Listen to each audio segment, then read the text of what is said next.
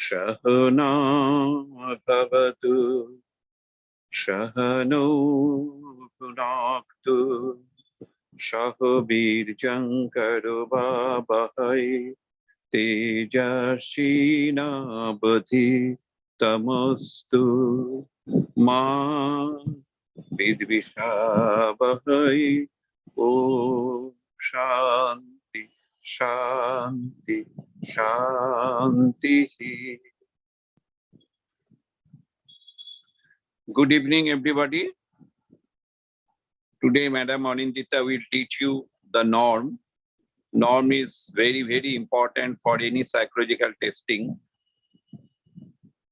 So, I am making Anindita as a host. Okay, Anindita? Yes, sir. Okay, now you start. Thank you, sir. So before we begin with my slides and presentation, just a quick summary of whatever we've learned so far. Can anyone just run through the topics just a little bit?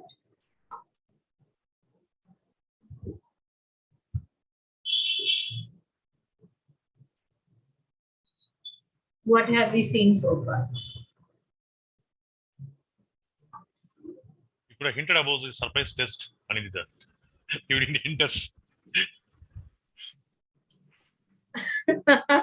It's not a surprise test, sir. Just try and think on it so that we can just gather our thoughts and come back to norms, because this is essentially the part where it all comes together. So Maybe I start. Others can chip in.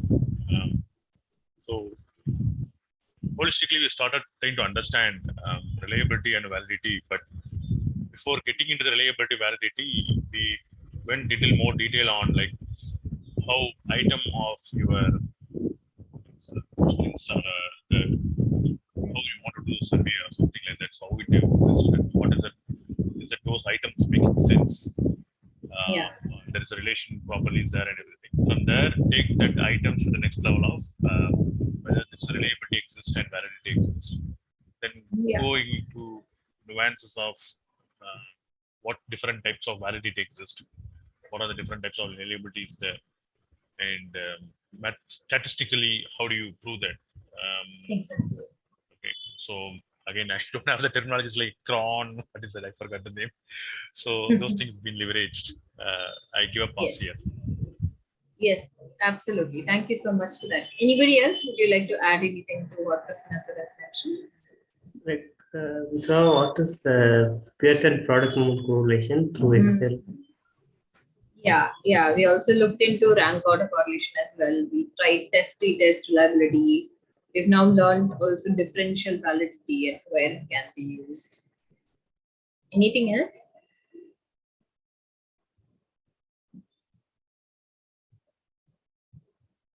Construction of items.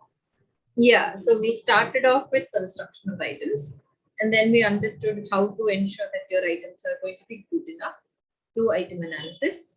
And then we looked into reliability of your items and the validity of your items to ensure that we are actually trying to measure what we want to, and that there is consistency in our measurement as well. And it's not just by chance that we get the scores that we have. Right. So this is just the beginning of the process of standardization of a tool. So if we need to standardize our tool to various populations or even a single population, things that we are just constructing in case of a new tool that you're developing, if we need to standardize our tool, we need all of these things in place, right? So the last step in standardizing a tool is norms, right? So when we talk about norms, the point about constructing norms is that we are trying to bring in some kind of uniformity in understanding the scores, right? So can anyone tell me what they understand by the word norm, and what do you think we can use that in our testing? How do we use it in our testing? Any clue? Norms are like rules, basic set of rules. Okay, norms are basic set of rules, absolutely. What else? It helps interpret scores for the population. So based on the result, how do we interpret? Where do they stand based on their responses? Absolutely. So we're trying to interpret what these scores mean. Absolutely. What else? To me, like norm is kind of to prove something is valid or reliable. I think norm has to be there so that you can validate again or reliable to do that. That's what I feel that is a norm. There's a norm to follow, absolutely. so it is. Yeah, so there are certain rules that we have to follow in order to get accurate scores. That's true. Absolutely. So what all of you have said is correct. So when we say norms, norms are the areas of your testing and areas of your scoring that will help you understand what these scores and what these numbers actually imply. What does it mean, right? When I say a score of 10 on, let's say, 20, unless and until we have a norm, we'll not be able to understand what this 10 implies. What does it mean, right? And what does that 20 mean on the total? We'll not be able to understand that unless and until we have something called norms, right? So I'm just going to share my screen so that we can go ahead with presentation. Just give me a moment. I hope my screen is visible. Yeah. Awesome. So when we say norms, this is essentially a very brief understanding of what we're trying to look at. Okay. So if you look into the first point, that is our major point here, because whatever we're trying to understand so far, we've been working with is raw scores. Raw scores in the sense, it is the direct scores that we apply from whatever the individual has rated themselves on or has responded to your items. So your items can be yes or no, or they can be ranks, they can be Likert scales, they can be rating scales of any sort, whatever it may be. We're now going to get some kind of a total score, right? Some kind of score is now going to be assigned to the responses. And that score is called the raw score, right? So raw score by itself will not have any meaning. As I said, 10 out of 20 by itself does not have any meaning, because we need to understand what is this 20, what is this 10, how much is the difference that we're looking at, what does this difference imply, and all of these things, right? So when we say the norms for using and understanding these raw scores, there are two reference points that we have for understanding these raw scores. One thing is norm referencing and the other is criterion referencing, right? Norm referencing and criterion referencing. So when I say norm referencing, it's nothing but finding a norm with an already existing population and finding a relative norm for your population. For example, if we say intelligence, right? We can never say absolute intelligence of an individual. We can only say relatively, right? So over the years, the IQ score, average IQ score of the entire human population has also increased. So in which case the scores are just relative to each other. There's no absolute scoring, right? But in criterion referencing, however, it's more or less like absolute scoring. So our exams and tests are all criterion reference. That's how we are able to say percentile scores, our percentage, and all of those things is because we have a set criterion already saying this is the right answer, this is the wrong answer, right? So these are the two ways in which we can understand interpretation of raw scores. Does that make sense so far? Yes. Okay, so I'm just going to sum it up a little quick again. First way, which is the norm referencing, is where you're comparing your individual with a specific group of examinees, and relatively you're going to get the interpretation. Second way in which you're going to get an absolute interpretation, where you have absolute right and wrong answer with a fixed determined criterion that is already established, right? So these are the two ways in which we can understand criterion and norm referencing. So these are the two viewpoints through which we can try and interpret our raw scores. Okay, we're going to go in a little bit deeper into norm referencing and Before you go, can you go back to the previous slide? Yes. When you say external standard or a criterion, so even to validate a score of specific group of examinee, that also like has to have a standard, right? So why that is specific word of external standard? Yeah, external standard in the sense you don't relate it to the group or the people who are attending the test. For example, if we're going to take into account, let's say our academic tests, for example, we're not going to depend on the scores of the entire group. We're just going to say whether what they wrote is right or wrong. So it is already externally established by me, who's a teacher. Yes? Okay. Does that make sense? Okay. So therefore, my scoring here is going to be based on what I determine as the right or wrong answer, and therefore they will get an absolute score. Right? So whoever has studied whatever, however their capabilities are, if they write that particular answer which is correct, they get that mark. If they do not, they get it wrong. That's it. Right? But in the first way, we look into various other things like, okay, this person has a class average of, let's say, 38 on 50. The entire class has an average of 38 marks on 50 marks, let's say. So if an individual gets 37, we're going to say this individual is much, much high above the group, close to the group average rather than anywhere lesser than that, right? So if an individual is getting, let's say, 45, so we're going to say this individual is very high on the class average. So their achievement is going to be based on the group's performance, not really their individual absolute performance, right? So this is essentially like assigning ranks. So when you say rank, it is a relative term. We cannot do it in an absolute way. Does that make sense? When you, okay, what I'm losing here is, see, let's put this way, right? You are a group of, let's say, in a class. Let's say that like some department is there. In a class, we are evaluating whether this particular department second year is performing well. Is it what we are saying that first way compare? There's again a difference in the way we are comparing. What are we comparing with the first, within the second year of the class?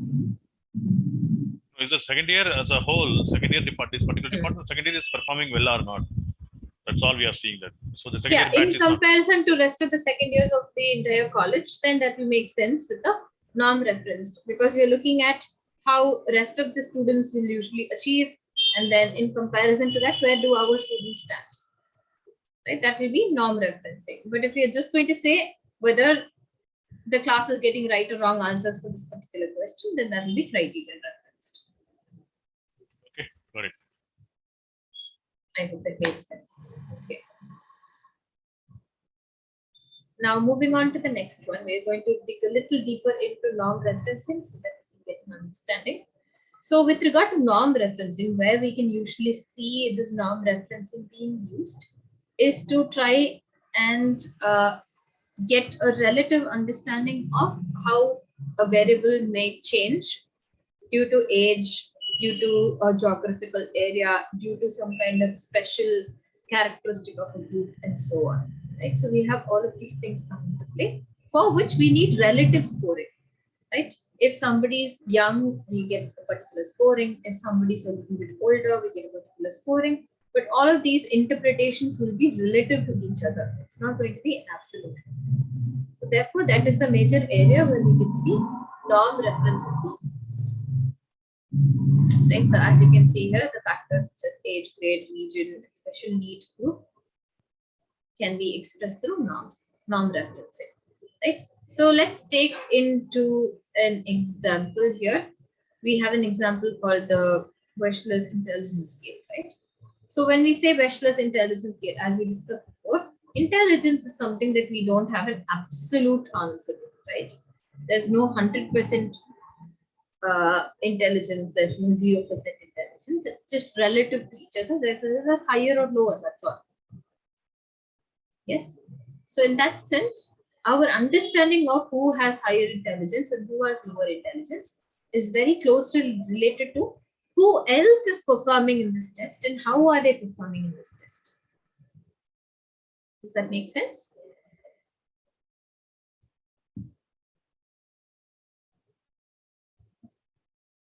Yes. Yeah. please do respond by unmuting. Trying to Because, understand, Anindita, nothing else from my side. I'm trying to understand. yeah, of course, you can take your time, sir. Please do take your time. We can revisit these slides to help you make sense as well. That's all right. So if you look into the second paragraph here, it will clarify a little bit of things.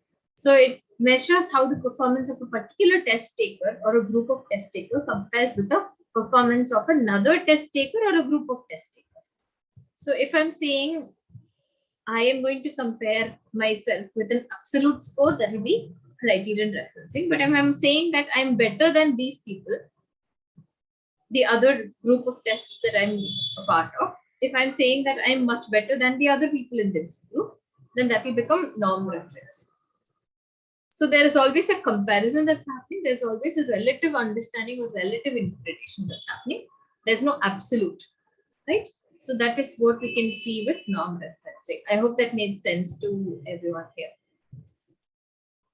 When you say agreed criterion, like, is it right to say that we are not bothered whether the person is pass or fail, but still whether the person is performing better than other? Exactly. Okay.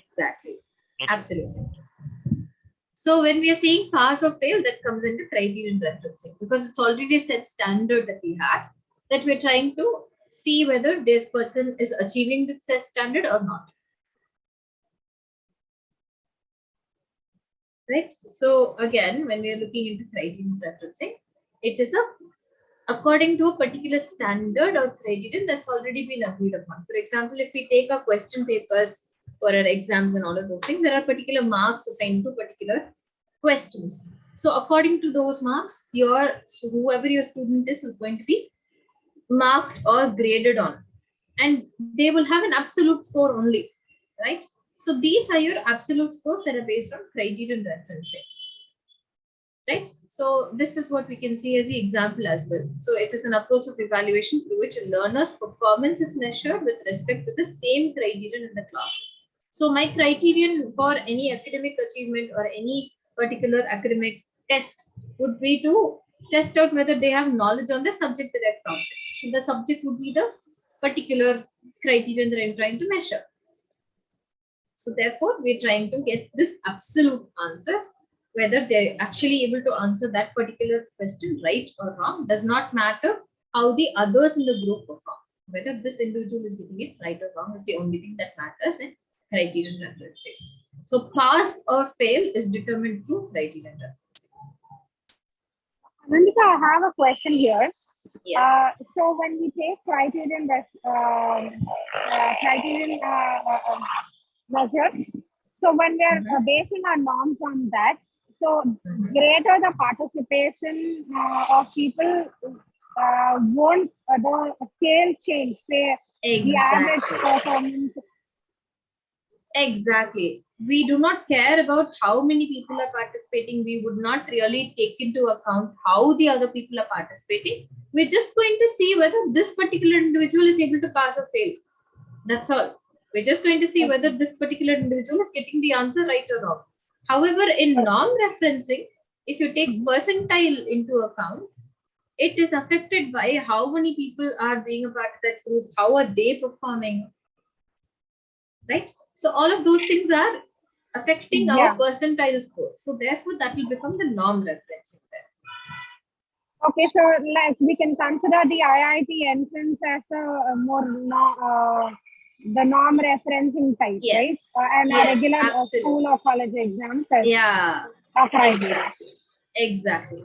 So mostly all the competitive exams have this percentile score that is associated with it, which comes under norm referencing, because whichever percentile you're achieving is completely dependent on how many people are going to attend the exam with you and how these other people are performing in the test.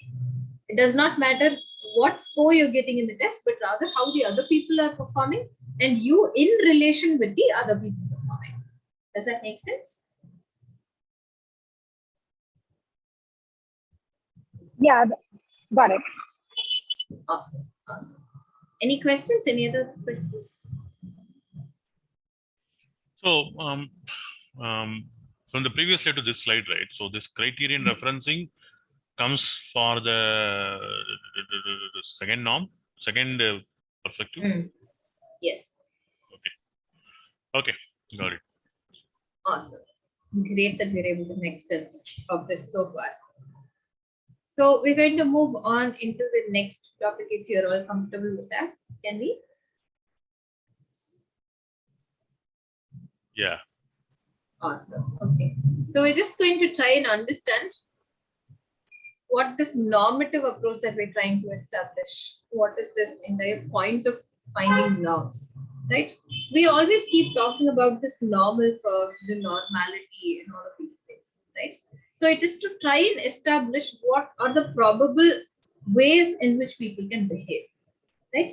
And ideally, when you speak about measuring a variable to the maximum extent possible, when you plot all the scores in a graph, we will get a normal probability curve, right? That's the ideal way in which any data will form a curve when you're plotting it, right? So based on that curve, we are assuming that this is what we're going to get if we extrapolate our data, and therefore our norms are going to be completely based off of this normal probability curve, right? So when we say normal probability curve, I hope that you are all visualizing this bell curve with the center right in the middle, 0, and the standard deviation going positive and negative on either side, right? So this is what you can visualize as the normal curve based on which we are going to develop the norms, right? So that's one thing you have to keep in mind. Whenever we say norms, it has some relation to this normal curve. We're going to look into the details of that in a little bit. So when we say norms, what are the different ways in which we can transform a raw score is what we're looking at. So when we say various forms of transforming a normal curve, a raw score, we're going to look into z-scores, t-scores, Stanine, Sten, percentile and percentile rank, and then finally age and grade norms. We're going to try and cover the first 4 today so that we'll be able to take the time visually to understand all of these things, and the rest too we will take it in the next class so that we can also do some kind of practical understanding along with it. We can try and calculate percentile along with it as well, right? So first of all, we're going to try and understand z-score. So if you have studied statistics in psychology, you would be definitely introduced to the z-score. Do any of you have a clue what z-scores are?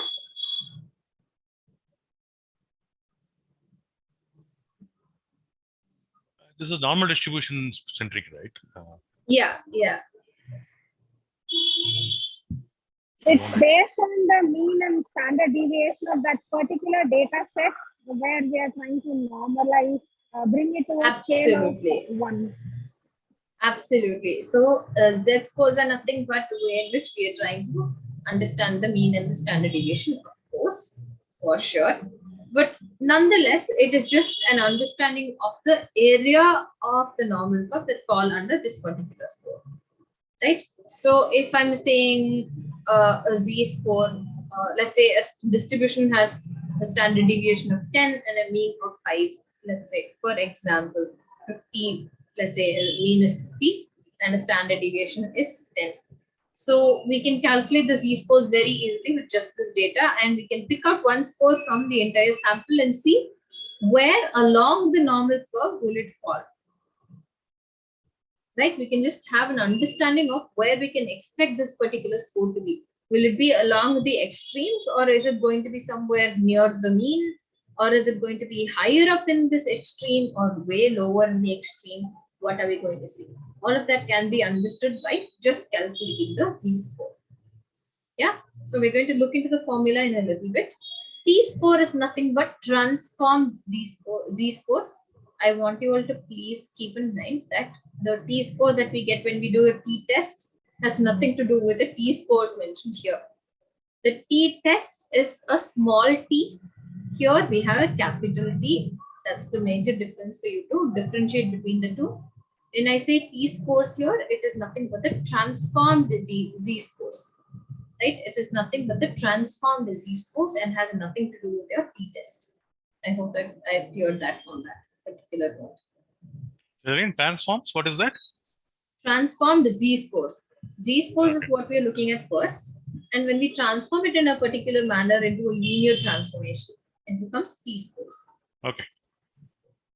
Okay. And then we have Stanine and Sten scores, which are also very similar to how we transform using the t-scores. But Stanine is nothing but standard 9 and Sten is nothing but standard 10. That's it, as simple as that. Right? Standard 9 and standard 10. We're just going to try and understand all of these for today. Can we move on? Sure. Awesome. So looking into how all of these scores fall into place with the normal curve, I hope that this image makes it a little bit easier for us to understand. So as you can see, this is the usual way in which we represent the normal curve. It's a bell-shaped curve where the center point is the mean, median, and the mode, which is 0. And on either side, we have the standard deviation being plotted. Right? So you have +1 sigma, +2 sigma, +3 sigma, and -1 sigma, -2 sigma, -3 sigma. Right? So there's a particular area under which all of these scores will fall under, and that is the percentage that's been represented here in the first part of this image. Right? It's nothing but the percentage of the entire population that will fall under the curve. Right? So that's what we'll use to calculate whatever we are doing in norms. Right? So the first thing we can see here is cumulative percentage, as it makes sense here. We're just looking at the total cumulative percentage. That will help us understand what we're going to do further. So percentile, again, as you can see here, it starts from 1 to 99th percentile, and you can see how it is varying between the entirety of the scores here. Right? You can see the difference between the distances of each percentile as well. That will determine how far we are into the extremes and how close we are to the mean as well. So this is something you can understand. And here circled is the z-scores. The z-scores are very closely related to how we are seeing the normal curve, because it has things only to do with the mean and the standard deviation. So if ideally our standard deviation is a unit of 1 and our mean is 0, we'll get a +1 z-score for +1 sigma. Right? As you can see, this is the direct transformation that we can see with z-scores if an ideal normal curve is plotted. Yes, are we on the same page so far? Yeah.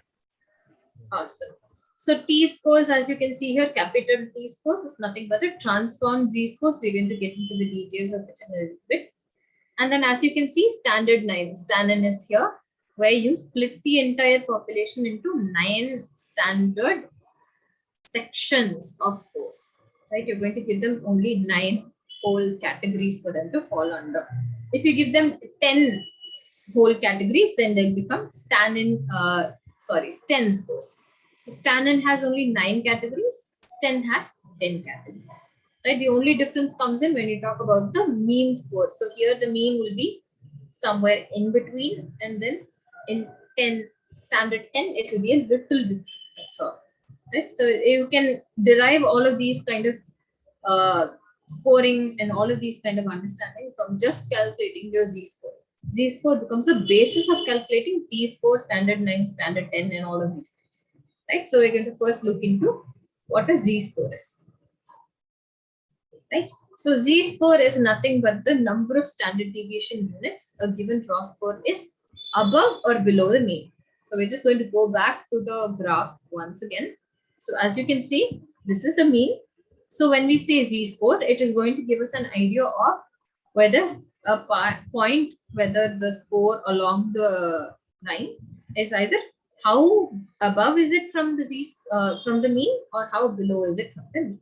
So is it a positive z-score or is it a negative z-score? And where do we fall when we say a particular z-score? Right? All of those things are something we can understand just by calculating the z-score. It will give us a very accurate understanding of what this score involves when we say how far it is along the curve. Is it close to the mean? Is it positively correlated? Is it negative? Is it somewhere along the extremes? Is it somewhere very close to the mean? All of these things will help us understand where this particular individual will fall in the population. So our entire population score should represent the normal curve is what our assumption is. And we're picking one particular score in it, and we're going to calculate the z-score, which will help us understand where this individual falls across the entire population. Does that make sense? Yep. Awesome. So this is the formula for z-score. We're going to find the score mean divided by standard deviation. That's all. Right? So it is just the mean divided by the standard deviation that will give us the z-score. Very easy to understand where we are at, because that's the only thing that will help us understand the entirety of the normal curve as well. Right? So it is just a very easy understanding to see whether this individual is performing well or not so well compared to the group, because we'll be able to identify where they fall in this entire curve. So it is a very easy way to understand the individual's performance when compared to the entire group's performance. Can we move on to the next one, t-scores? Sure. Okay. So t-scores are nothing but the transformed z-scores, as I told you. It is nothing but a linear transformation for us to get an ideal scoring. That's all. So in z-scores, they can be however, right? Because we're going to only check on what mean our population has gotten, and we're only going to get the standard deviation of whatever our population has got. But in t-scores, we're going to check whether how the entire plotting would look like if we change the mean to 50 and standard deviation to 10. So therefore, we can easily understand the entire statistical calculation of where this individual will fall, right?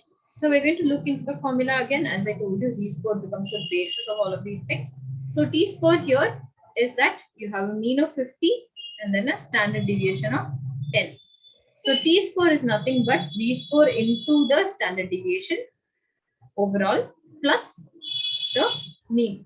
So therefore, applying the values here, we get that z-score is not into 10 plus 50. So t-score is nothing but z-score into 10 plus 50, right?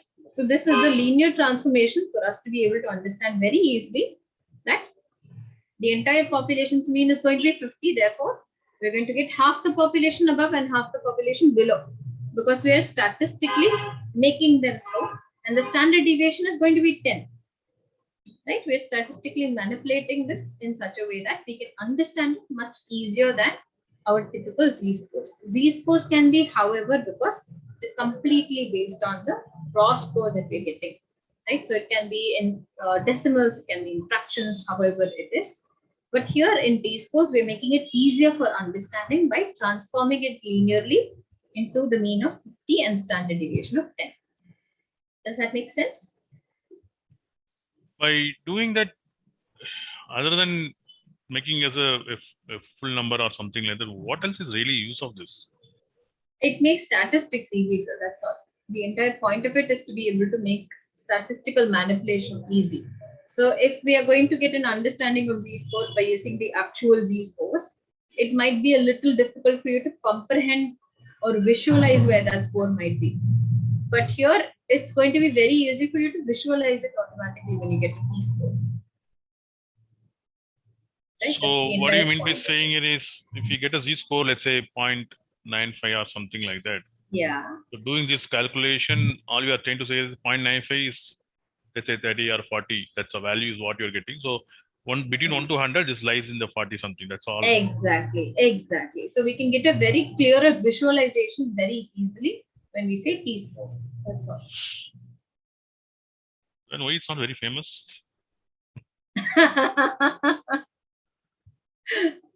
Good question. I think it's high time we take it into our hands. Because just today only I'm just hearing this t-score, because the moment I said t-score, I thought you were talking about t-test. That's what initially I thought. Anyhow, no issues. Go ahead. That's the entire point of psychometry. So there's a lot of easier things that we can understand through testing out and measuring psychometry along with all of these various kinds of norms that we can establish. But it's considered a very niche subject. So not a lot of people are willing to put in the time and effort. But I'm glad that we have people here that are willing to put the time and effort into it and learn all of these nuances as well. This is what we are here for. Okay. Any questions so far? Anybody else?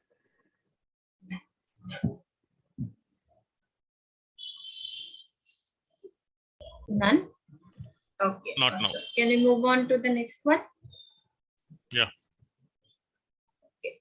So we are going to talk about Sten scores. As I said, Sten score is where you're going to give a standard 10. So you're going to express your raw scores in categories that will range from 1 to 10. So if you can just visualize the normal curve again, if I can go back to that slide. So we have all of these various categories under it.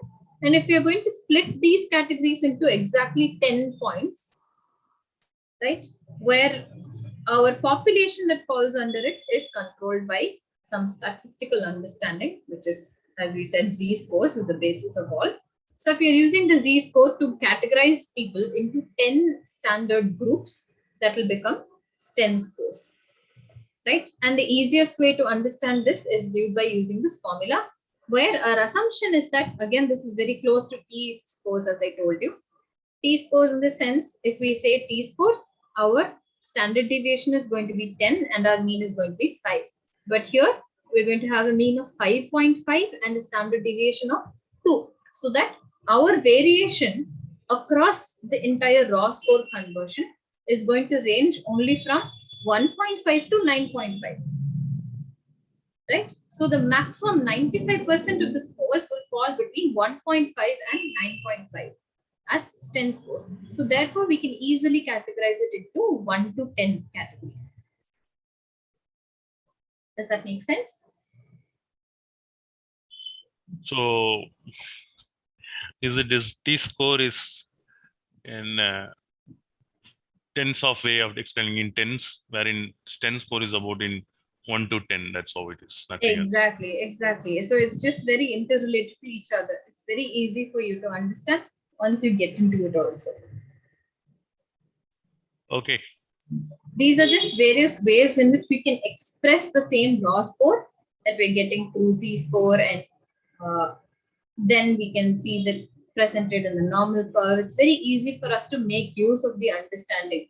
That's the entire point of coming up with norms. When I say z-score, whatever the score comes as, it will be very difficult for us to come up with an interpretation directly by looking just at the scores, right? We need to calculate it. We need to plot the normal curve. Then we need to see where it is. All of those things are there. But then when we say t-score or Sten score, it gives us a very clear idea straight up. That's the entire point of making it easy for us by creating norms here, right? So as I said, Sten score is nothing but standard 10.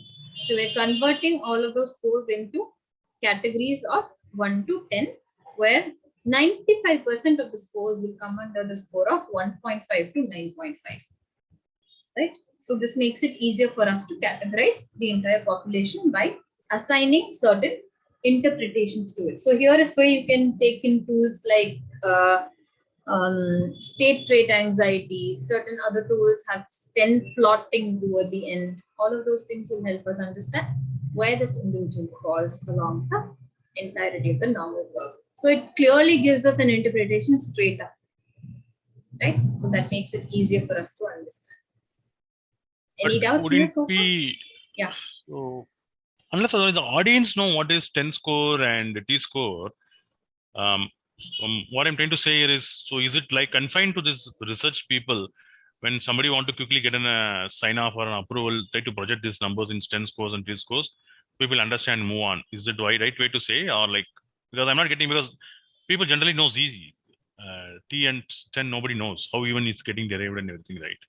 Yeah, yeah. But then if you look into the nuances of constructing these tools, most of our tools that are towards personality traits, and there are these various other tools that measure clinically, diagnosable tools, things like that, they will usually have these scores because these are necessary for us to understand how to interpret it. Just by looking at these scores, we can easily get an interpretation rather than just go in and with a statistical package and figure out what these tools scores mean.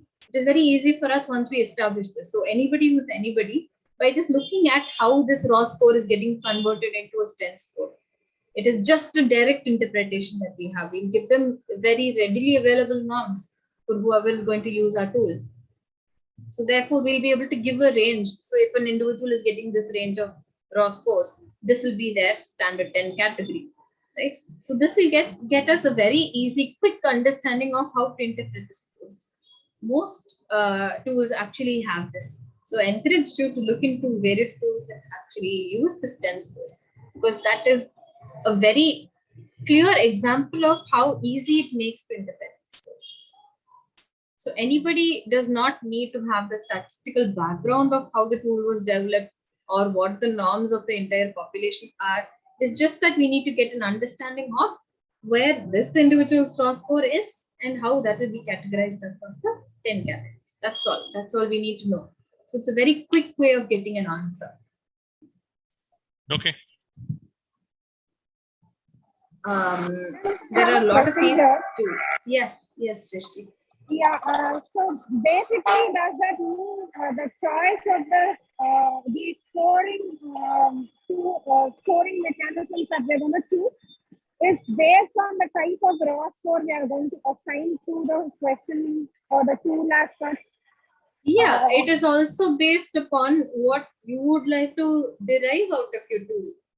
Do you want to categorize people, or do you want to give clear interpretations like this, or is it just going to be based on a range?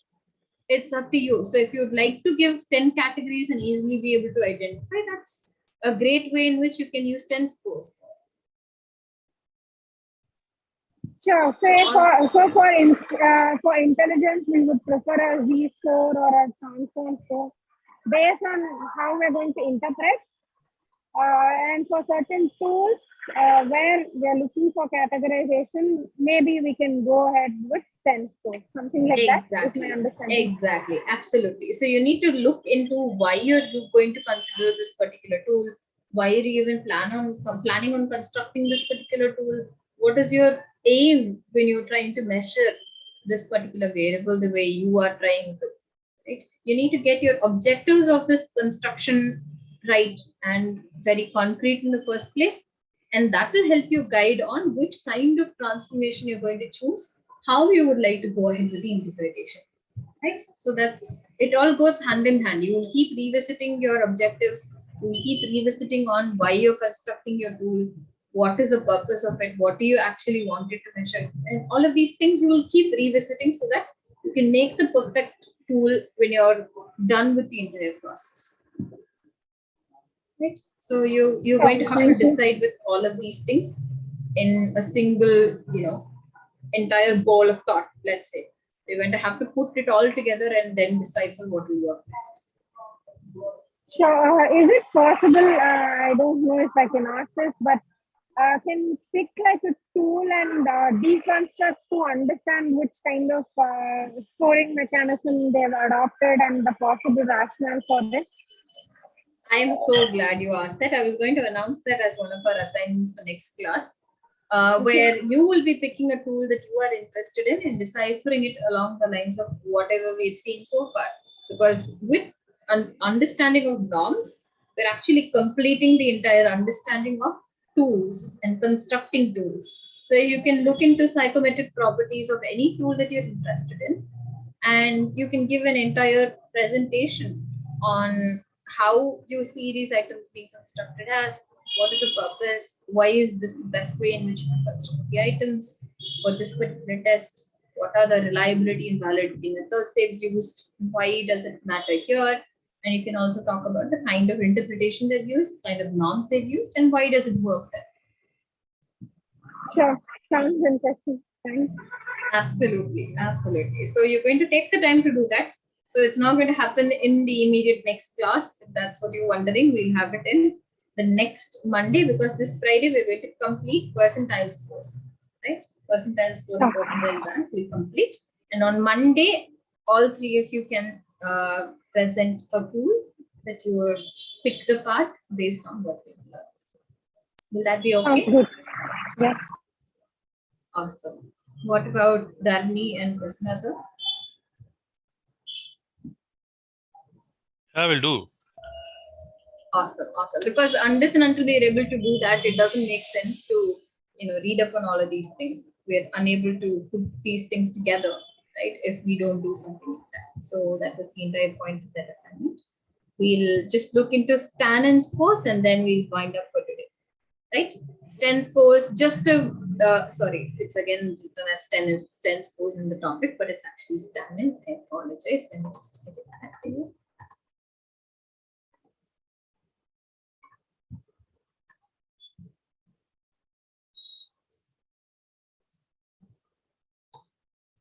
Right, Stanine scores are nothing but standard 9, as I just told you. It is nothing but standard 9, where instead of categorizing it as 10 in Sten scores, you're going to categorize it into 9 in Stanine scores. So as you can see on the image on your right, you can see your entire normal curve divided into 9 categories.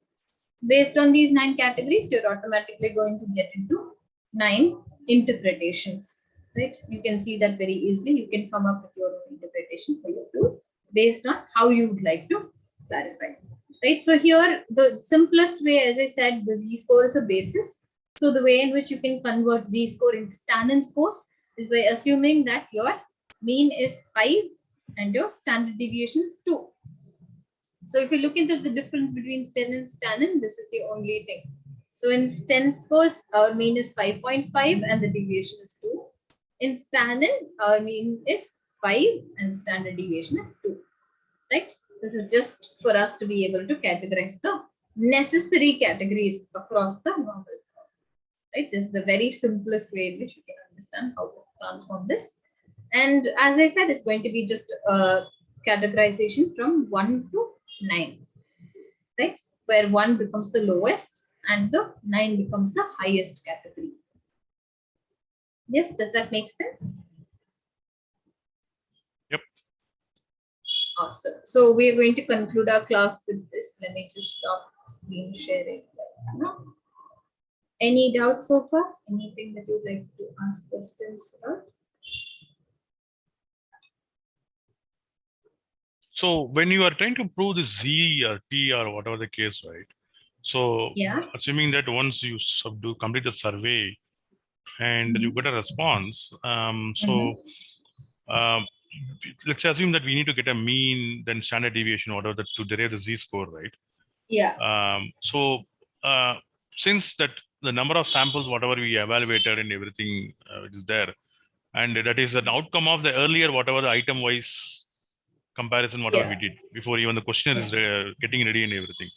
So at the end, are we trying to correlate, or sorry, not to correlate, relate between that whatever earlier we found that yes, this question is good, then now the samples responded for this and I'm deriving the Z-score and this is a score. Yes. Are we trying to relate something here? Yes, because eventually at the end of the day, what we did initially was to determine the quality of your item. Now that you've determined that your item is good, your entire focus is now going to get into how the nature of responses are going to be. So automatically you are going to look into how your scores are being distributed, how your scores are going to be interpreted, and all of those things. Right? So all of these things will automatically fall into place once your items are good. That's the entire point. Okay, maybe I little overstepped on the question. What I wanted to understand here is to achieve the Z-score or to approve a particular questionnaire or survey, whatever the questions are right and everything right. To know that whether it is working or not, every time we need to do the Z-score, right? Yes. Yes. Z-scores are very easy for us to understand the transformation for sure. And okay, that's what actually I wanted to ask. So now you have multiple Z-scores because every time you differently tested or you tune something like that. And at what juncture you kind of come to a conclusion that saying that, hey, I'm okay with this. I don't need to further do anything on this because I already have so many review or update that happened. That's what I wanted to understand. Yeah. So here is where the entire point of whatever we've learned so far comes into play. Because when we say Z-scores, we're just not going to stop with understanding what the changes in Z-scores are. We're going to take a look at the entirety of the tool. So again, we're going to look into reliability, validity, and how these Z-scores fall under place for any of these items that we have. right? So in any combination, in any part of the entire testing that we have done, if we have the ideal combination of all three things together, that is the best way to go forward. Okay. Just give me a moment. Just one moment.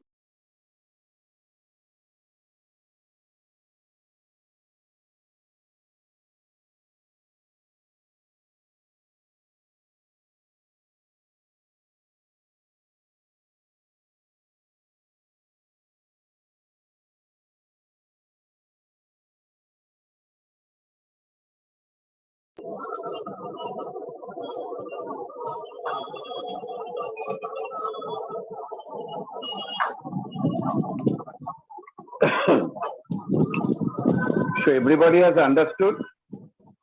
I Norm? hope everyone has understood whatever we've spoken so far. If you have any questions, please feel free to ask. I might need time. I need to swallow this and understand this better. I have a lot of questions. I'll get back on this next session. Or maybe I can ping you people also. Yeah. Absolutely, absolutely. Thank you.